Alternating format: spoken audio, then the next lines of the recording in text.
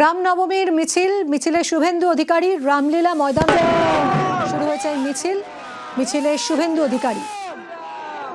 কথা বলবো সুস্মিতা আমাদের প্রতিনিধির সঙ্গে।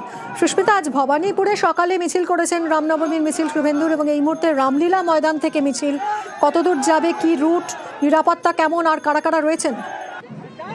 তবে মিছিল ইতিমধ্যেই শেষের মুখে, এবং রামনবমীর মিছিল রামলীলা ময়দান থেকে যে মিছিল শুরু হয়েছে উল্লেখযোগ্য বিষয়, সেই মিছিল পৌঁছবে সিআইটি রোড পর্যন্ত। সেখানে একটি রামের মূর্তি রাখা হয়েছে এবং সেখানেই তার মিছিলের শেষ এন্ডিং পয়েন্ট। এবং গোটা মিছিল জুড়েই কেন্দ্রীয় নিরাপত্তা বাহিনী তারা যেমন রয়েছে, ঠিক তেমনই কলকাতা পুলিশের উচ্চপদস্থ আধিকারিক যারা রয়েছেন তাদের উপস্থিতি অত্যন্ত গুরুত্বপূর্ণভাবে লক্ষণীয়।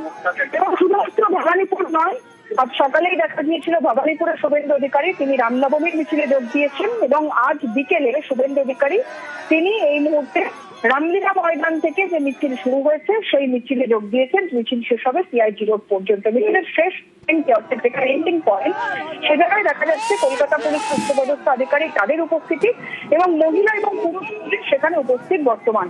এবং এছাড়াও আরো উল্লেখযোগ্য বিষয় যে কয়েকদিন আগে আমরা দেখেছি কংগ্রেস থেকে যোগদান করেছেন বিজেপিতে সন্তোষ পাঠক, তিনিও আজ শুভেন্দু অধিকারীর সঙ্গে একই সঙ্গে রামনবমীর মিছিলে যোগদান করেছেন, এবং তার সঙ্গে অবশ্যই তিনি আরতি করেন শুভেন্দু অধিকারীর সঙ্গে একসঙ্গে, এবং প্রসাদ ভাগ করে খান। গুরুত্বপূর্ণ ছবি এটা অন্তত নির্বাচনের আগে। এবং রামনবমীকে কেন্দ্র করে যেভাবে রাজনৈতিক পারদ চড়েছে, তার পাশাপাশি শুভেন্দু অধিকারী সহ বিজেপি অন্যান্য রাজ্য নেতৃত্ব তারা সকলেই রামনবমীতে যোগদান করেছে।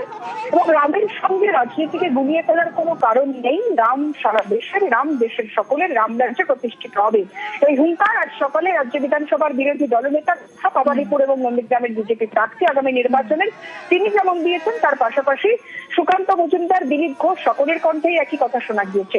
আজ শুভেন্দু অধিকারী এই শেষ বেলায় রামনবমীর তিনি আজ পথে হাঁটছেন, এবং তিনি কলকাতা শহরের বুকেই বর্ণাঢ্য শোভাযাত্রায় অংশগ্রহণ করেছেন, যেখানে গান বাজনা থেকে আরম্ভ করে। সুস্মিতা, অনেক ধন্যবাদ।